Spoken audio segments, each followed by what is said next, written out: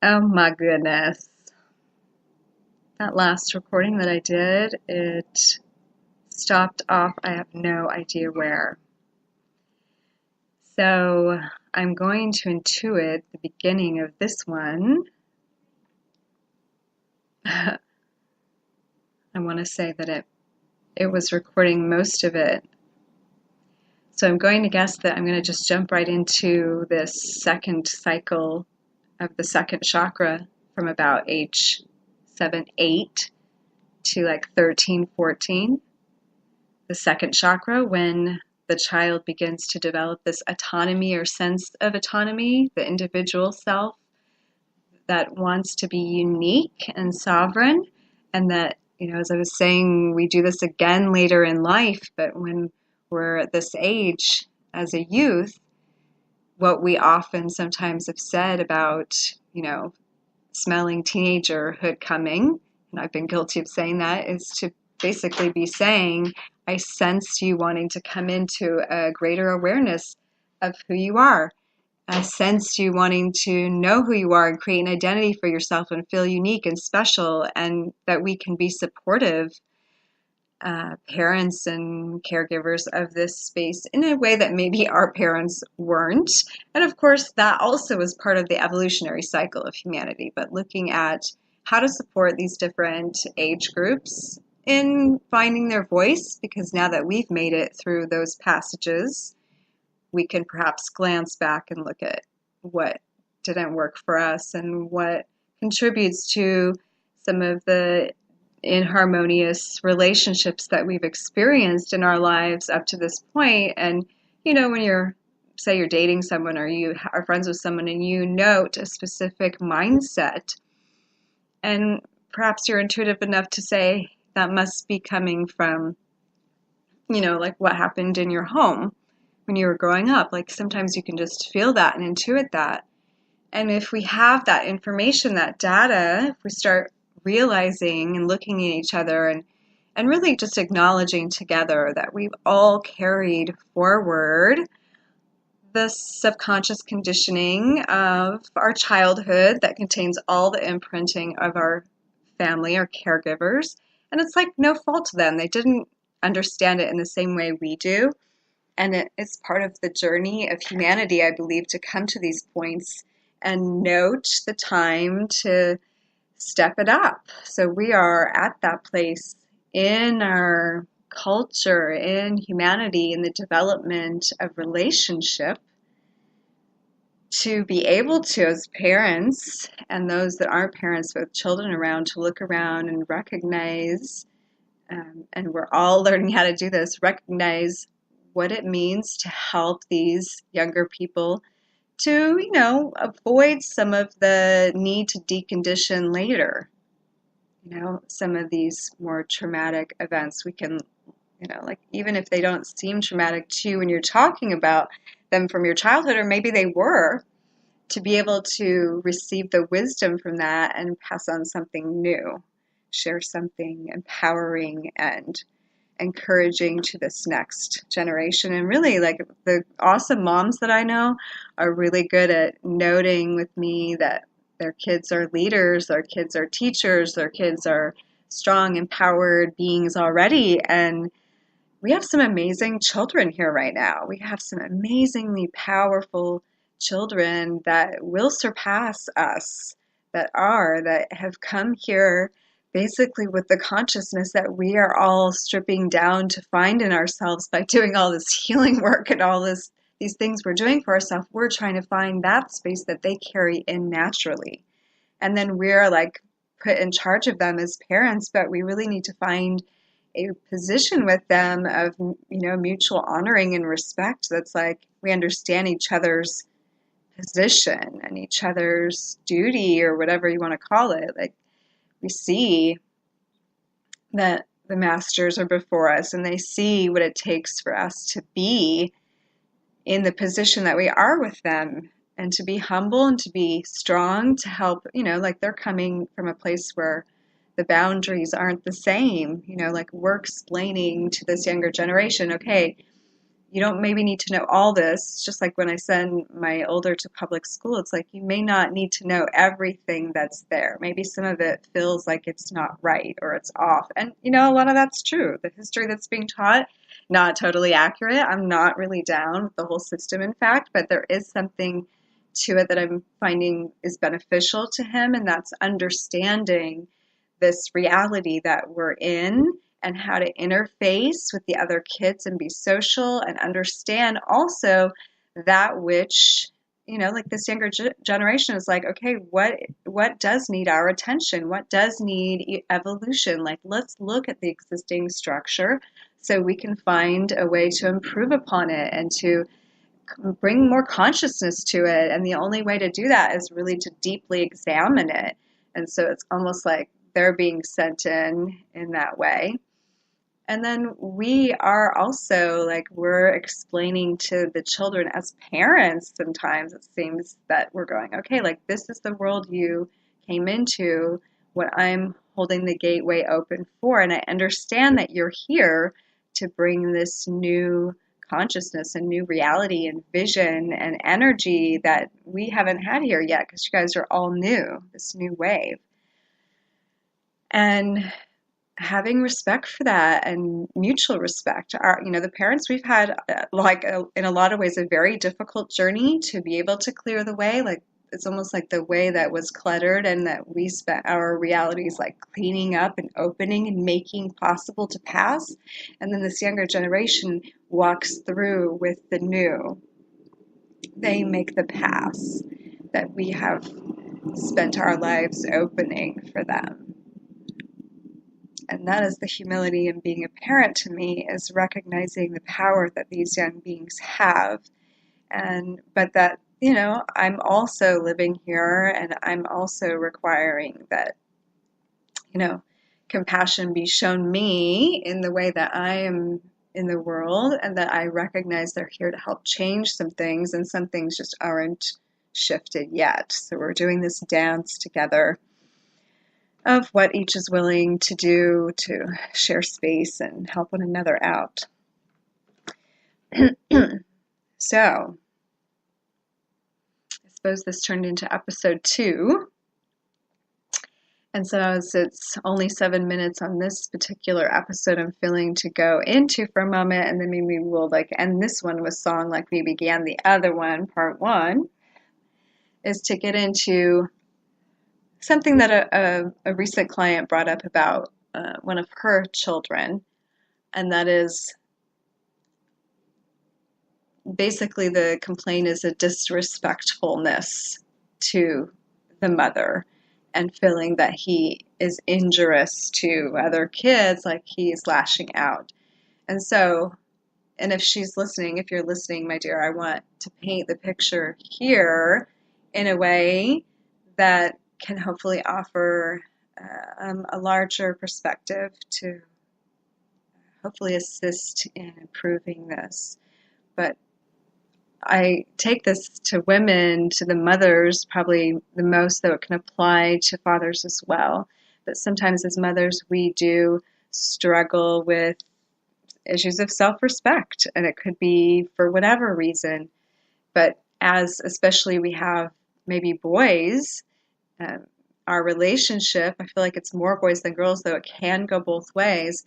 But seeing at what our relationship is with the masculine, with men in our lives, how we've been raised to believe that the man and woman dynamics are, and what our cultural influence is that says, women are to respect men, or however this is, that we've been subtly conditioned to buy into. And even though, yes, some of our culture is saying, men should respect women, there is a lot of distortion in that field. And so, as a mother today who wants to raise a son to be respectful of himself and of women, then it's also important for us as moms to model, especially to our boys, but also to our girls, because we're learning to share what our new lens of respect is. We've experienced different kinds of respect or disrespect over our lives. and what's been carried on to us from our mothers. But we get to choose now what we are transmitting and showing to our children by giving that first to ourselves. And that's the biggest challenge, is it's coming back again, as all things are, it seems, all point to self-love. So I feel like that's why I don't know if this is the place, but maybe it is because I'm thinking of it, why this song that's coming through now is really about this. And I guess this will be one of the first places that I'm sharing this. I don't know how long it's going to stay with me. I guess it's a temporary journey maybe anyway, but songs like to come and go, at least for me. This is the third version of this, and maybe it's just because it's 2 chords. So maybe there's really 100 different songs in these 2 chords.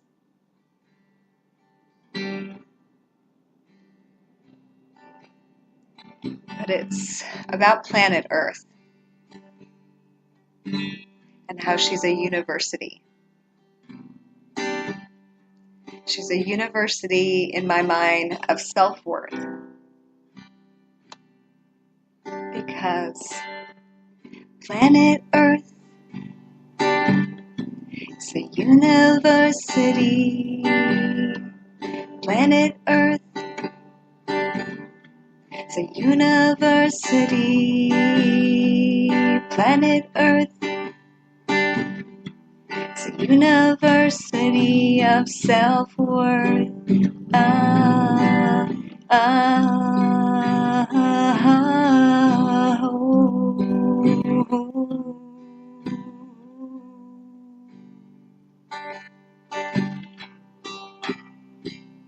So we all come to Earth. I believe we come here for the lesson of self-worth. We're here to learn to love ourselves. I think that's what Earth's set aside for, actually. But planet Earth is a university. Planet Earth, a university of self-worth. Planet Earth, come to love yourself on planet Earth. Love yourself, planet Earth. Hey.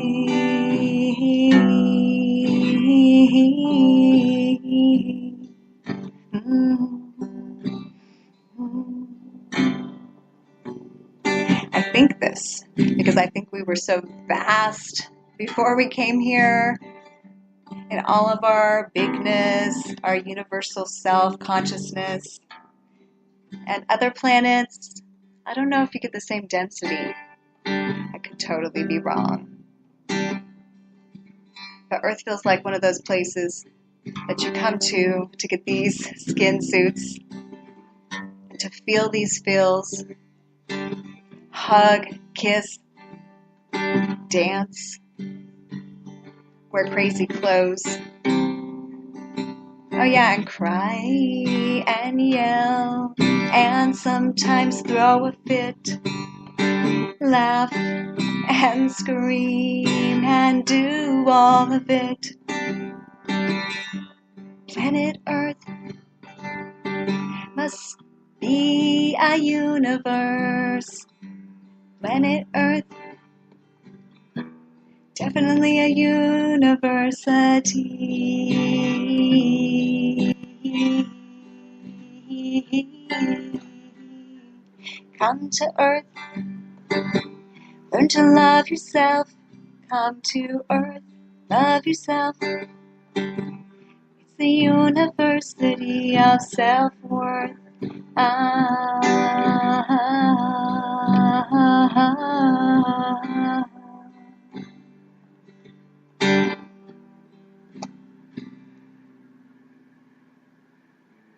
Anyway, that's a little snippet of it.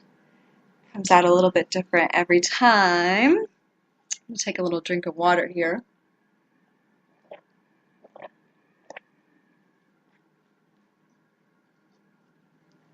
So the relationship of parenting, it's definitely a relationship that's unlike any other relationship that we have. It's a very intimate one.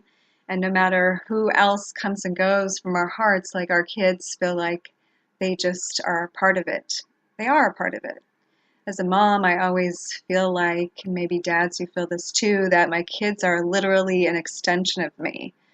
I see certain aspects of me in them in just an enhanced way that I'm like, wow, there's that part of me. And I get to see how beautiful it is and learn to love myself in that way as well. And even the ways that come up sometimes that make me go, I have to also look at those things and go, you know what? I totally do that too, or I feel that too, or understand that too. What is a way that we can learn to feel that in the most healthy way? And yeah, sometimes you just got to get it out, and as a child, maybe sometimes I didn't feel totally having permission to just get it out and feel all my feels, that sometimes my feels felt like they were wrong. And, to no intention of my parents to make me feel that way, that's just the consciousness that they held at the time. But for me to bring that forward and to see again the opportunity now from a different vantage point with my kids and say, okay, I'm noticing this is how they're feeling. How can I support them in knowing it's okay to feel that way? It's okay to have those feelings. Like a certain volume in the house might not be okay, or like screaming and crying over a known addiction, aka, phones. I'm guilty of that sometimes in waves. But when I notice that it's gotten to that point and it's obviously an addictive thing, then I'm like, whoa, I wanna help curb this so that we can have an experience of ourself again and make a sovereign choice and not one that's a programmed choice. So that's where I feel like, an intervention is important. And I do that with myself sometimes, like, whoa, Stasia, like you got off the mark on this thing, like consciousness intervening and just putting a stop to that right now until you get back to center and a hold of yourself and you can come back into balance and re-decide again what you want to do. So I feel that is a good thing for me to instill with my kids. What do you feel? I would love to hear in the comments what your insights as a mom, as a dad are, and what your struggles are. What do we need to talk about as parents? What are the things that we could use some extra support on, of, parents of boys, as parents of girls, as parents of whatever we are facing, if we have children with illnesses or disabilities or anything that they're struggling with that needs to be talked about, that needs to have a conscious perspective brought to it. I would love to have that conversation. So thank you for tuning in to this part 2 of A Relationship with Parenting. This is Stasia Bliss, and I will hopefully see you again. I'm just going to play a tiny bit as we fade out. If you're a mom or a dad out there, I just want to tell you that you're doing the best you can. You're doing a great job. Good job. Good job just showing up at whatever pace you are. Maybe when you hear that, thank you to yourself, maybe you have a readjustment on how much you want to be showing up. What is the good place to meet these little ones today?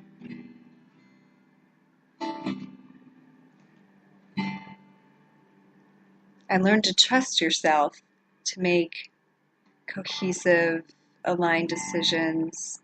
It's funny, I recently had a woman on my Facebook page say she didn't like the word alignment anymore. She threw that one out. And if you're listening, hello. I've been pondering that since you said it. And I'm still feeling the word alignment, I guess, because I'm using it. But I'm still letting it, get a look taken at it every time I do hear it come out of my mouth now. So alignment within first. We all have our ups and we all have our down days. Try not to be too hard on yourself. Have a great day.